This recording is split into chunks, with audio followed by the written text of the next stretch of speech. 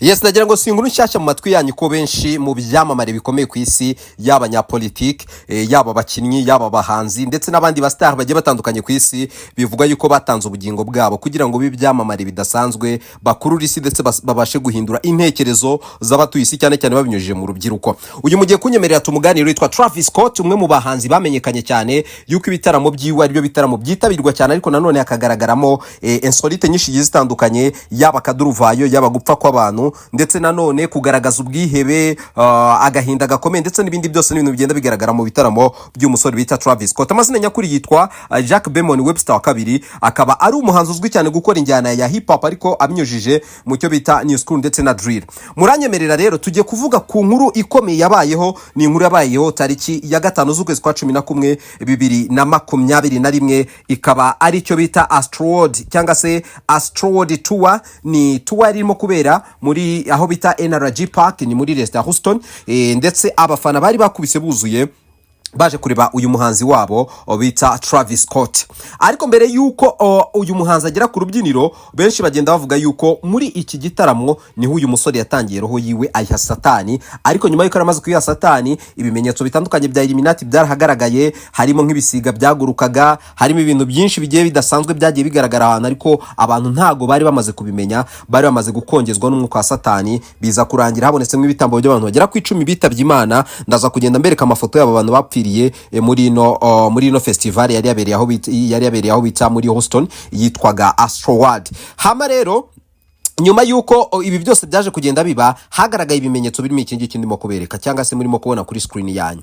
Urebye imbere nuko nguko cyasagaho bagendaga bandikamwe ibi bintu, ariko mu by'ukuri bica amarenga yuko ari ibimenyetso bya Satani. Ndetse muraza no kubona uruhande rundi rw'iburyo naho bagenda bagaragaza nanone amagambo yo kugenda basezera bavuga ati tuzabonana mu bundi buzima. Ibi byose ni byagaragaye hanga. Harimo abenshi mu basesengura bavuga ko muri interview uyu musore Travis Scott yaregiye akora mbere yuko igitaramo kiba, yari yavuze yuko hagomba kugaragara amaraso. Abenshi baravuga ati amaraso gute? Batekeza yuko kubera ya performance yo ku rwego rw'ejuru, uburyo ageze kuri stage ahinduka agakora ibintu byinshi bigiye bitandukanye, ugasanga arimo guhagarara ahantu hari muri riske, ugasanga rwose yaba abafana be ndetse n'abitabira icyo gitaramo bose abaye nk'abasazi bakuyemo imyenda, barimo kugaragaza ibintu byinshi bigiye bitandukanye. So fange kubanza kubinjiza muri iki gitaramo mbere yuko igitaramo cyangwa se uyu muhanzi aza ku rubyiniro, hari ku isaha 3:2, mbere yuko aza ku rubyiniro habanje kugaragara barimo gukubita barimo kubara amasegonda, ariko nyuma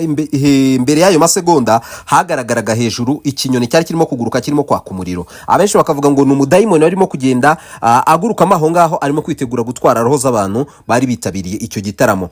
Nyuma yuko iyo saha ya 3:2 yari igeze, nibwo babwiye yuko Travis Scott aje ku rubyiniro. Bamaze kubyumva benshi bahise baza birukanka, ariko mbere uko baza birukanka reka mbabwire ko iki gitaramo abagera mu 50,000 bari bishyuye amatike, ariko no bavuga ko iki gitaramo cyari kitabiriwe n'abantu barenga 85,000.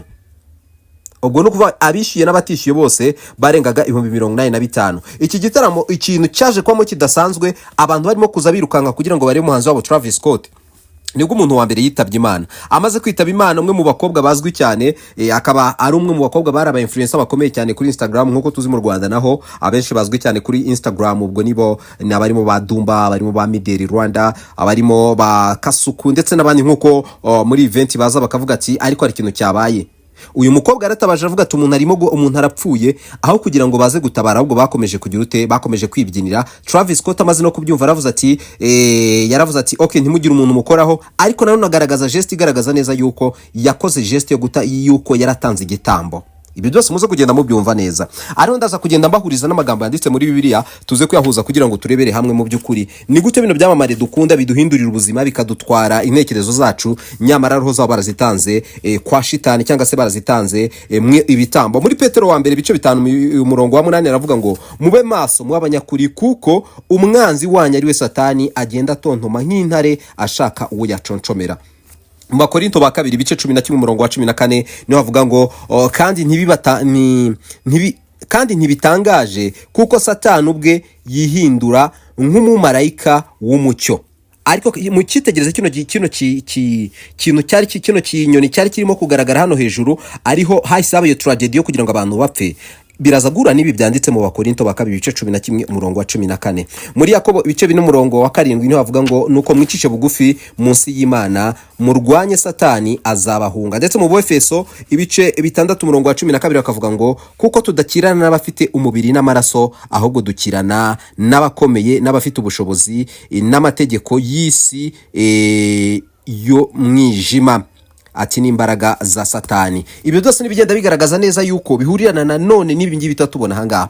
So reka mbabwire ko iki gitaramo cyangwa se iyitwari yiswe Astroward yaje kwitaba Imana mwe abantu bagera mu 10, abagera muri 30 baravunagurika, 12 bajyanwa mu bitaro ari indembe, ndetse na none kikaba cyarabaye igitaramo kidasanzwe cyangwa se cyateje impagarara. Uyu musore Travis Scott ndetse n'abamurebera bajya kuburana bibaza basobanura ibyagiye biba muri iyi event, ariko nanone byaba muryango mugari nyuma yuko amaze gukora iki gitaramo, aho yitabiriye hose ibitaramo birangira uyu musore rwose abantu bakubise buzuye, ndetse nanone bakagaragaza imibyinire idasanzwe, ababyina basa nk'abiyahura mu buryo bwo kugaragaza ko urupfu batarutinya, ndetse n'ibindi bigiye bitandukanye, ariko byose bihurirana nuko harimo imbaraga z'umwijima ndetse no kugumura abantu kugira ngo batangire gukora ibintu bidasanzwe. Geni 12 no kwizera Paso Corto Vita. Ni wibagirwe kuma subscribe kugira ngo tuzajye tubana mu bintu byose bigiye bitandukanye, yaba ibiganiro dukora, yaba ibyo tunyuramo bya buri munsi.